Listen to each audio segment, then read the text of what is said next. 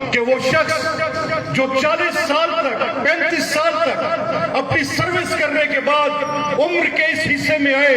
جب وہ یہ توقع کرتا ہو کہ اس کو ریاست پاکستان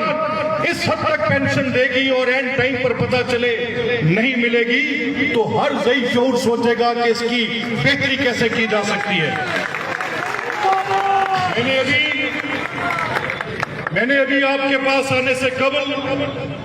ذمہ داران کے ساتھ بات کی وفاق کے نمائندے کے طور پہ، اور میں نے ان سے کہا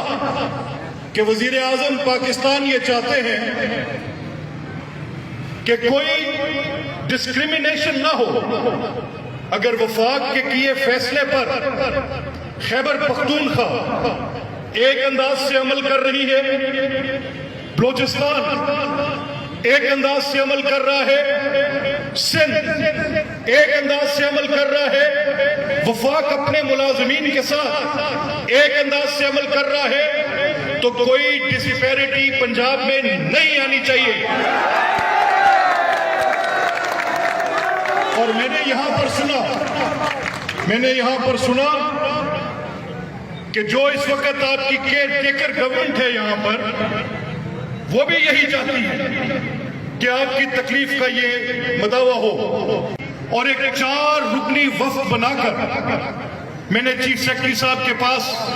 ان کی سربراہی میں بھیجا، اور میں نے کہا 2 حصوں میں تقسیم کر لیں۔ اس کا مسئلہ فائنینشل کنسٹرینٹ کا ہے، کیئر ٹیکر گورنمنٹ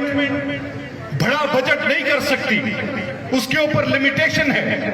تو آپ سیگمنٹائز کر لیں، فیصلہ ہو جائے، نوٹیفیکیشن وڈرا ہو جائے، آپ کا حق آپ کی دہلیز تک پہنچانا میری ذمہ داری ہوگی۔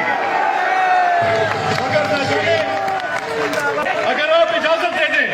اور ان 4-5 افراد کو میرے ساتھ بھجوا دیں تو یہ میرا آپ سے وعدہ ہے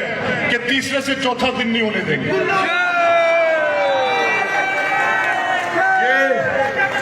وزیر اعلیٰ پنجاب بھی یہ چاہتے ہیں